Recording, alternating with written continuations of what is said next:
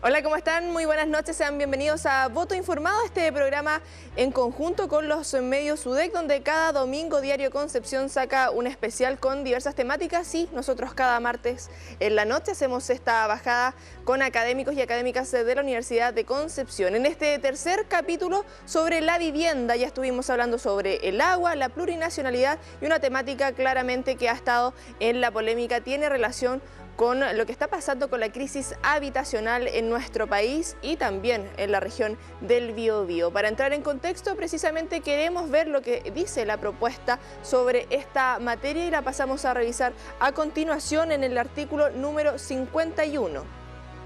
Toda persona tiene el derecho a una vivienda digna y adecuada que permite el libre desarrollo de una vida personal, familiar y comunitaria, lo indicado en la propuesta constitucional sobre esta temática, pero el artículo 51 continúa y tenemos una segunda parte donde nos va aclarando y especificando también respecto que el Estado tomará las medidas necesarias para asegurar su goce universal y oportuno, contemplando a lo menos la habitabilidad, el espacio y equipamiento suficiente, doméstico y comunitario para la producción y reproducción de la vida, la disponibilidad de servicios, la asequibilidad, la accesibilidad, la ubicación apropiada, la seguridad de la tenencia y la pertenencia cultural de las viviendas conforme a la ley. Pertinencia cultural de la vivienda, indica el artículo 51 y bueno, queremos hacer esta bajada, lo que dice también la actual Constitución en esta materia. Para eso nos acompaña de manera presencial el doctor en Geografía, parte del Grupo de Investigación Vivienda y Habitar Digno, Departamento de Geografía acá de la Facultad de Arquitectura, Urbanismo y Geografía, Voltaire Alvarado Peterson. Me salió largo. Larguísimo, buenas noches. Pero para que quede claro y ahí también entrar en contexto respecto a tus áreas de especialidad y de dónde perteneces. Y de manera telemática tenemos a Senia Fuster Farfán, quien es doctora en Estudios Urbanos, académica del Departamento de Geografía, también de la FAUC acá de la UDEC. ¿Cómo estás, Senia? Un gusto. Un gusto, Constanza. Sí, esta conversación, bueno, la idea es ir aclarando estos puntos, como veíamos anterior, lo que indica el artículo 51, y Voltaire, nos gustaría que hiciéramos esta distinción respecto a lo que tenemos actualmente en la Constitución vigente y lo que leíamos al inicio del programa. La Constitución vigente no tiene ninguna mención sobre vivienda. Esa es la realidad. Cualquier otra elaboración sobre ello la verdad es que recurrir al vacío normativo, porque la Constitución del 80 lo que sí asegura, en el artículo 19, número 24, es el derecho a la propiedad sobre las cosas. Y la vivienda es una cosa. La diferencia del derecho contemporáneo, el derecho moderno, desde de la existencia del Código Civil en adelante, el Código Comercio después, es que se le reconoce propiedad a las personas sobre las cosas. Por lo tanto, lo que se lleva de la Constitución del 80 y sus posteriores modificaciones a la Constitución que está ahora en evaluación, en propuesta, es precisamente que se respeta el derecho a propiedad sobre las cosas, artículo 78, y eso es absolutamente compatible con lo que plantea el artículo 51. Por lo tanto, la mención en la Constitución del 80 sobre la materia, sobre lo material, aquello que tiene sustancia física, un derecho real, que vendría siendo la vivienda en este caso. Claro, y acá lo que podíamos leer, hablamos de la vivienda digna. Ahí, Senia, me gustaría que pudiéramos comentar respecto a eso también, porque ha estado... No me gusta la polémica, pero ha estado en la palestra esta temática. Y bueno, y recordemos y remontémonos también a lo que ocurre en el 2019, estallido social. Dentro de las consignas era respecto a tener una vivienda digna. De hecho, recuerdo una de las manifestaciones frente a tribunales donde se hizo un mapeo en el suelo respecto a los metros cuadrados que se están teniendo las viviendas, porque acá hay varias aristas respecto a la vivienda. Viviendas sociales, arriendos, la posibilidad de tener una casa propia, que ya vamos a estar comentando sobre eso. Bueno, efectivamente, lo que hace esta nueva propuesta de Constitución es, bueno, eso lo hablaremos más adelante, pero reconocer distintos tipos de tenencia de la vivienda por un lado, y por otro, el tema de la dignidad. Entonces la pregunta, bueno, ¿qué es lo digno, no? Que es muy interesante porque no tiene solo que ver o con los metros cuadrados o con disponer de un techo, simplemente para el cobijo. Es reconocer que las personas, dependiendo de su trayectoria de vida, de sus circunstancias, de sus condiciones geográficas, culturales, tienen necesidades habitacionales diferentes, ¿no? Y yo diría que eso avanza muchísimo en reconocer también las particularidades de las personas y las distintas necesidades. que también lo abarca en otros artículos de la nueva propuesta de la Constitución. Por ejemplo, hablar de las personas con discapacidad, ¿no? Que las personas en situación de discapacidad requieren de espacios de accesibilidad universal, que si bien no hace referencia a la vivienda, sin duda que debería indirectamente hacerlo. También habla de la infancia, es decir, cuando hablamos de vivienda adecuada, también pensamos en cómo la vivienda se adapta a las distintas necesidades de las distintas personas, ¿no? Y los ciclos de vida de esas personas. ¿Y cómo cambió esto en el contexto de la crisis sanitaria, Walter? Por supuesto. La crisis sanitaria lo que hizo ver es que el hacinamiento que se había abandonado o que se había progresivamente abandonado desde finales del siglo XIX en adelante, en gran parte de las ciudades chilenas, los inventarios están disponibles en Memoria Chilena, en la revista La Habitación, están presentes para todas las provincias que existían en ese tiempo, las ciudades son las mismas. Y el hacinamiento fue la primera evidencia crítica sobre el estado actual de la vivienda en Chile durante la pandemia. Los espacios no alcanzaban para llevar la vida de la ocupación y la vida cotidiana fuera del mundo laboral. Se advirtió, más que advertir, se constató y se hizo visible que las mujeres en las casas tienen 1, 2, 3 jornadas de trabajo, la del trabajo fuera de ello, la del cuidado y la que tiene que ver con el cuidado del sistema del hogar, que son situaciones que además no están remuneradas y que en esta Constitución vienen también reconociéndose. Y hay un punto ahí que es bien relevante a lo que decía Xenia, que los artículos precedentes entre el 51 y el 78, para que la gente salga de la idea, si la vivienda es propia o no, observar cómo los otros se acomodan dentro de ello. El artículo sobre el derecho al cuidado, que Xenia hace mención a ello, sobre las personas que tienen capacidades diferentes, la infancia, las personas mayores también, van de la mano con garantizar esa idea de dignidad en la vivienda. Y eso está presente en el nuevo texto.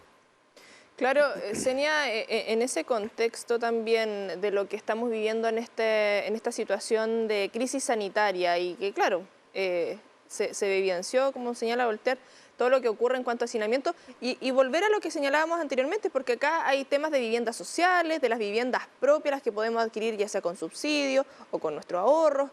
¿Cómo hacemos también esta distinción respecto a lo que estamos viviendo actualmente? Como canal de televisión de la Universidad de Concepción hemos estado cubriendo lo que pasa con las tomas, esta crisis habitacional que está pasando, que no es solamente acá en la región del Biobío, es algo a nivel nacional, producto también de la pandemia, debido a que muchas personas quedaron sin trabajo, no alcanzan para los arriendos, han ido aumentando los arriendos claramente y eso genera problemas respecto a eso.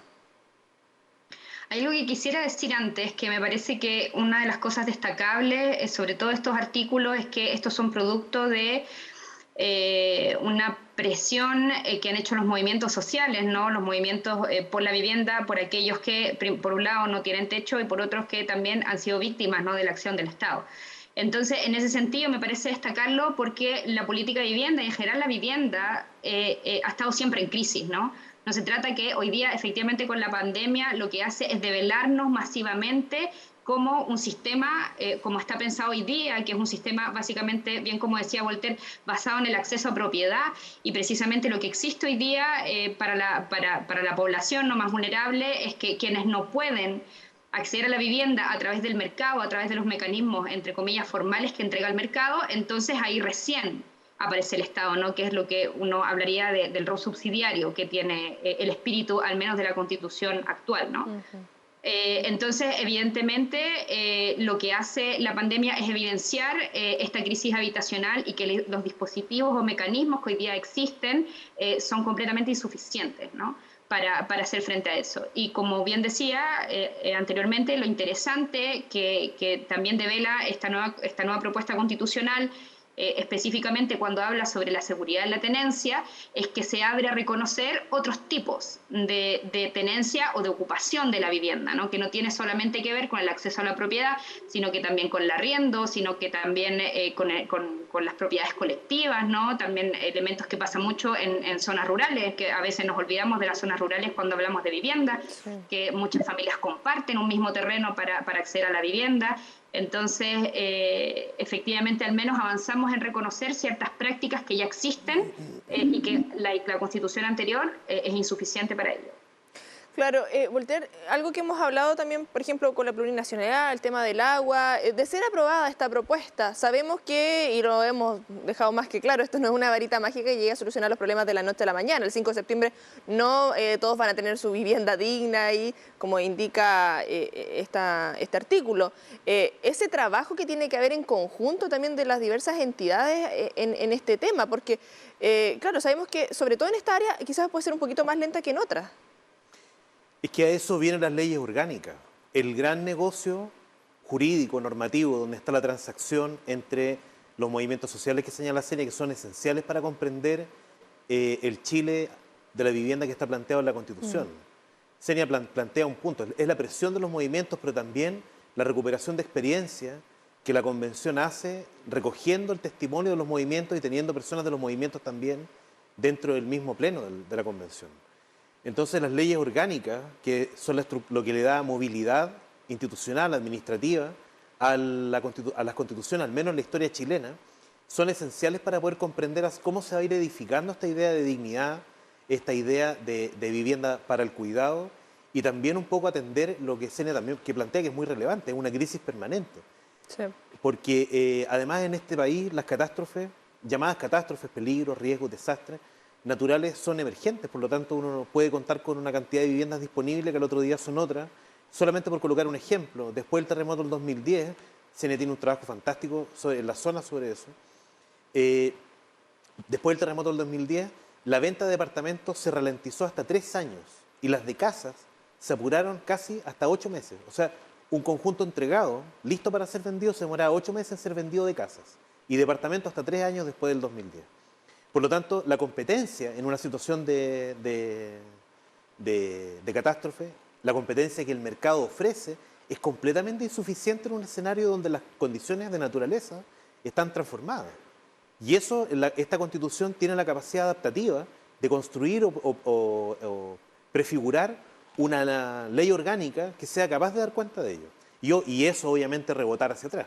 Por lo tanto, quienes construyen la ley orgánica y a quienes se escuche para la ley orgánica son esenciales para que esto sea real en el tiempo que va a ser real. Es un largo proceso, pero el switch que se activa después del 4 de septiembre es clave para poder comprender que esta Constitución se parece más al país que somos también. Claro, cambiar de paradigma, y eso es lo que se pedía tanto también desde el estallido social, que se ajuste respecto a lo que se está viendo actualmente en la sociedad.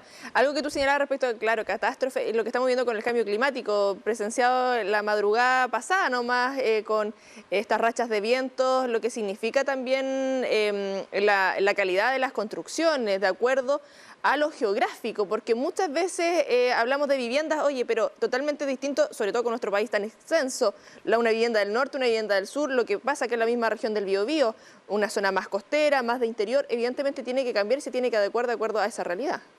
Por supuesto, y bueno, más que lo que pasa acá con el viento, las nevaciones de la región de Coquimbo al norte, las viviendas, particularmente de la región de Atacama hasta la región de Arica, Parinacota, no tienen sistema de evacuación de aguas en los techumbres. Generalmente no vienen provistas. Con una pequeña llovizna, en Antofagasta las personas utilizan paraguas y no tienen cómo salir. Así que... Sí, y respecto, Senia, a lo que esta propuesta busca implementar o impulsar este Estado social de derecho, ¿cómo sería también o lo que significa realmente esta propuesta? Sin duda que avanza. La verdad es que para ponerlo en una comparación, hoy día no tenemos nada, ¿no? En términos de derecho a la vivienda, tal como decía Voltaire al inicio del programa. Es decir, la vivienda no es ni siquiera mencionada en la Constitución actual. Entonces, el hecho de, esto se llama los derechos de segunda generación, ¿no? Entendiendo que los derechos de primera generación universales son los derechos más bien individuales, y luego vienen los derechos de segunda generación, que son los derechos sociales, económicos y culturales, ¿no?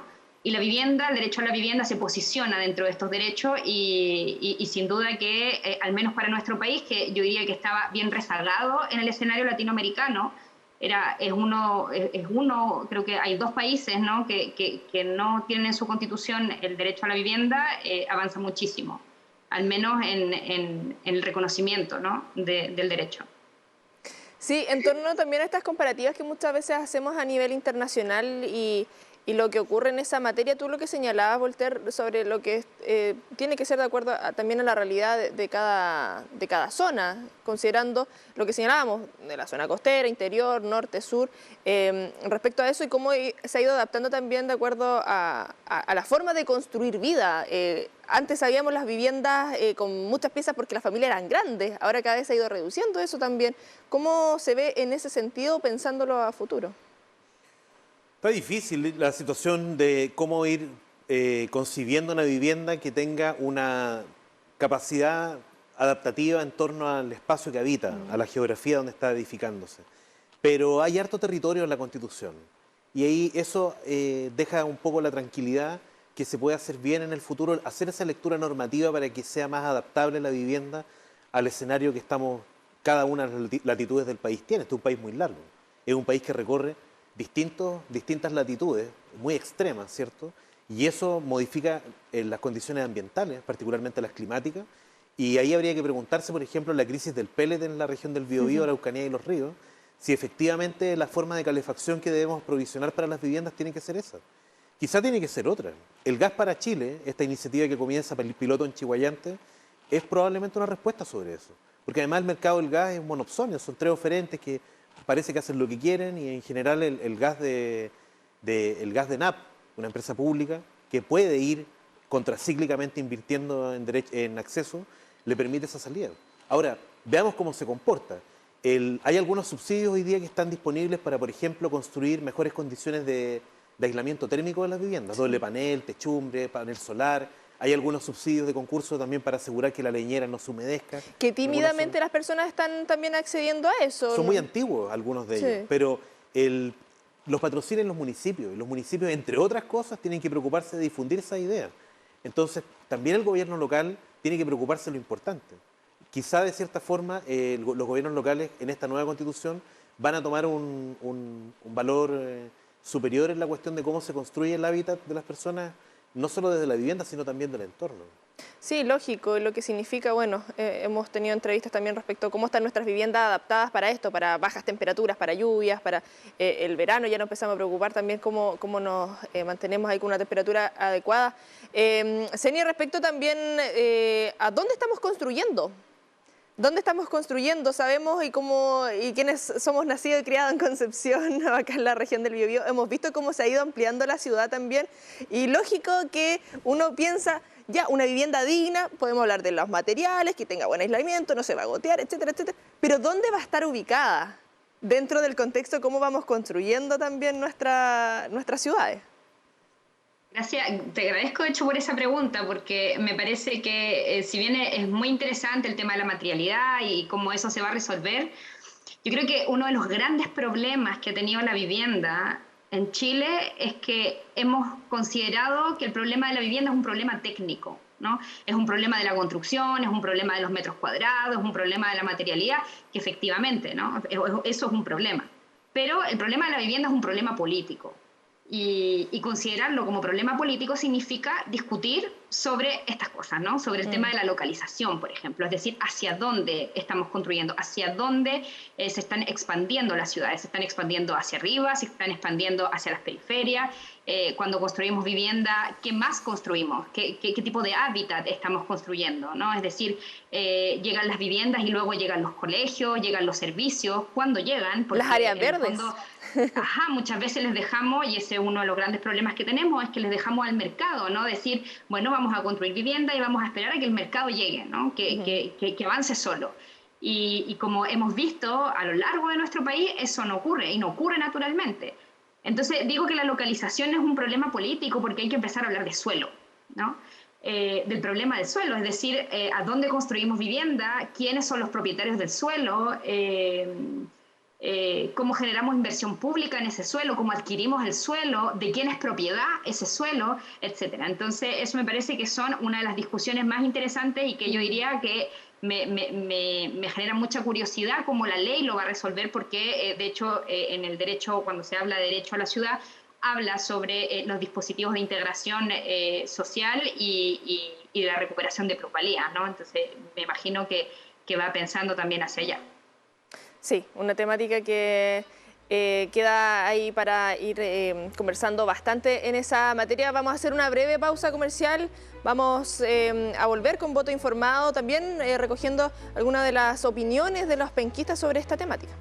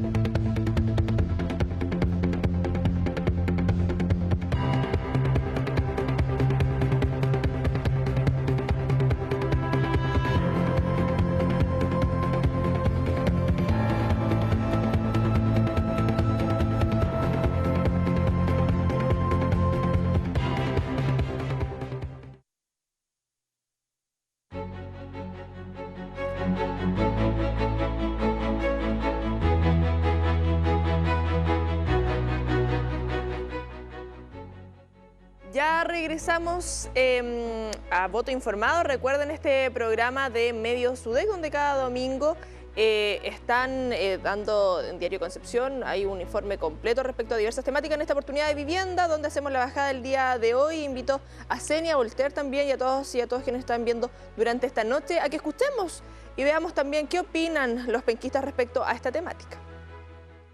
Yo no, he buscado para amigos, pero no, demasiado caro. San Pedro, Casur, Lomas Coloradas, todo caro. ¿De cuánto estamos hablando aproximadamente? 350, 400 y una casa ahí nomás. Yo creo que nos falta, lo que pasa es que está difícil el acceso a las viviendas. ¿Qué tan difícil? Yo estoy postulando el subsidio hace como 4 años y todavía no me sale nada, así que... Ahí sí que no sé porque yo no tengo mi casa propia, entonces no sé. ¿Tú obtener la casa propia o no? No, gracias a Dios, no. Complicado porque se han encontrado súper poco arriendo acá en la comuna de Conce, Talcahuano, Hualpén, y de altos precios. Independiente, igual obviamente el sector, las piezas y todo eso intervienen en el precio, pero aún así igual es un precio elevado. Hoy día los arrendos subieron todo, tal cual como sube la inflación, como suben los precios, las cosas, también sube el arrendo.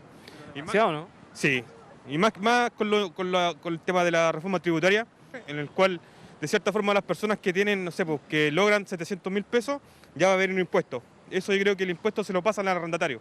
Y ya yo creo que la gente no da más con el sueldo que gana. Sí, escuchábamos bien variada la opinión porque ahí tenemos sobre arriendo, sobre la casa propia, si hay escasez o no escasez de viviendas. Voltaire, ahí te veo con cara de también analizando lo que decían los penquistas. Sí. En la última parte, porque esa reforma tributaria que cita el vecino no existe.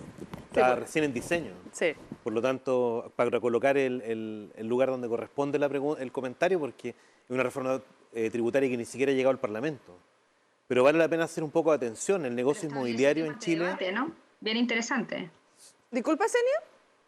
Perdón que los interrumpa, sí, no, pero adelante. esta reforma tributaria que efectivamente no existe, lo que hace es poner también en la agenda política temas de debate como el tema de los impuestos, por ejemplo, el impuesto a la propiedad.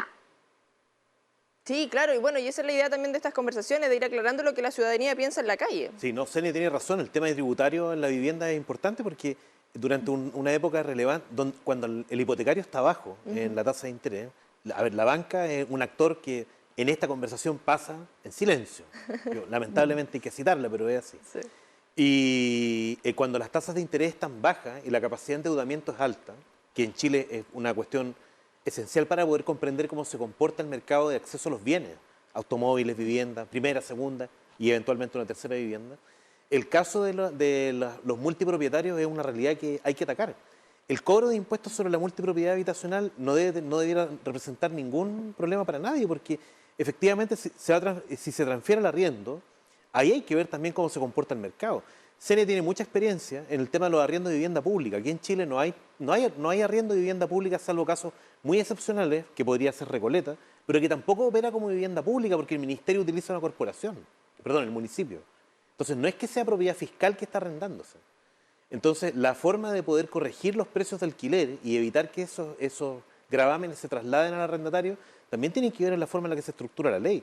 El tema de la dignidad va por ahí también, que la vivienda no puede ser un abuso. Efectivamente tiene que ser un mercado competitivo. O sea, la particularidad de los capitalismos modernos es que no son competitivos. Obligan a las personas a vivir en un margen muy angosto de precio, que fue lo que ocurrió en febrero-marzo con los alquileres aquí en el Gran Concepción, donde Senia y yo fuimos presas y nos veníamos de Santiago. Uy, sí, no, porque uno empieza a hacer ese análisis, Senia, y lo que escuchamos en algunas de las declaraciones, claro, 450.000 pesos, arriendos que se han disparado, que en un año atrás, 2 años atrás estaban 100.000, 150.000 pesos menos de lo que está ahora. Claro, dentro del contexto también cómo ha ido subiendo todo.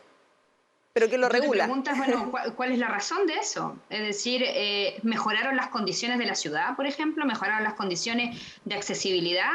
Yo te diría que no, para nada. Es decir, el aumento de los precios es solo especulación. Es decir, no es que el transporte público mejoró, no es que las ciclovías, por ejemplo, en Concepción, tengan un buen estándar, estén bien conectadas, bien planificadas, que las áreas verdes estén en buen estado. Es decir, no, simplemente es pura especulación.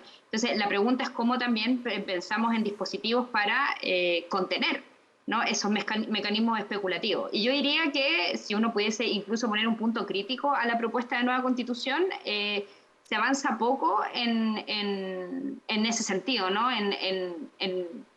en los deberes de aquellos que especulan, de aquellos que tienen multipropiedades, como bien decía Voltaire, principalmente, ¿no?, el mundo privado y de los inversionistas. Bueno, una temática que da para largo claramente, nosotros ya empezamos a finalizar, pero antes, como señalábamos, esa es la idea también de este programa, de ir aclarando temáticas y cosas que se van circulando a través de redes sociales, tweets, comentarios, columnas, etcétera. Y tenemos la sección de fake news o noticias imprecisas que queremos pasar a revisar a continuación relacionada a esta misma temática. Si la pasamos a ver en pantalla, porque tenemos ahí a través de la cuenta de María Elisa Quirós, escucho a MEC Chile, citan, hablando, Quinteros, bien digo, María Elisa Quinteros, escucho a MEC Chile hablando de las libertades y derechos consagrados en la Constitución, libertad religiosa, de enseñanza, actividades económicas, etcétera. Se referirá a la Constitución vigente, ¿por qué la Constitución de la Convención está lejos de eso? Ex convencional constituyente Constanza Hub, en su cuenta de Twitter, lo que indicó a través de este tuit, pero tenemos también la aclaración respecto a esto comentado por la ex convencional, porque la propuesta constitucional establece que Chile es un Estado laico donde se respeta y garantiza la libertad de religión y de creencias espirituales. En ninguna religión ni creencia en particular es la oficial del Estado, sin perjuicio de su reconocimiento y libre ejercicio, el cual no tiene más limitación que lo dispuesto por esta Constitución. Esto continúa, tenemos ahí otra lámina donde se va aclarando también lo comentado por la ex convencional, porque en tanto el artículo 7 del capítulo de Derechos Fundamentales plantea que toda persona tiene derecho a la libertad de pensamiento, de conciencia, de religión y cosmovisión. Este derecho incluye la libertad de profesar y cambiar de religión o creencias. En tanto, el artículo 14 del mismo capítulo señala que toda persona natural o jurídica tiene libertad de emprender y desarrollar actividades económicas. Su ejercicio deberá ser compatible con los derechos consagrados en esta Constitución y con la protección de la naturaleza. Tenemos ahí una última lámina también, porque finalmente el artículo 19 del mismo capítulo de normas fundamentales establece que la Constitución garantiza la libertad de enseñanza y es deber del Estado respetarla. Esta comprende la libertad de padres, madres, apoderados y apoderadas a elegir el tipo de educación de las personas a su cargo, respetando el interés superior y la autonomía progresiva de niños, niñas y adolescentes. Respecto a lo que ocurre y circula también a través de redes sociales, que es la idea también de este programa claramente, de ir generando y clarificando todo lo que está en torno a esta materia. Como siempre, agradeciendo su sintonía. Voltaire, agradecerte que nos hayas acompañado. Muchas gracias a ustedes. Quiero un minuto para mandarle un saludo a mi colega Paula Quijada, colega, amiga, profesora, que está con una dolencia ahí muscular y que se recupere pronto. Sí, ahí le mandamos un saludo. Senia, agradecerte que nos hayas podido acompañar esta noche también. Muchas gracias a ustedes. Recordar que el próximo 4 de septiembre vamos a estar como medios UDEC transmitiendo todo lo que se va a vivir en este momento histórico para nuestro país. Muchísimas gracias y nos vemos en una próxima oportunidad.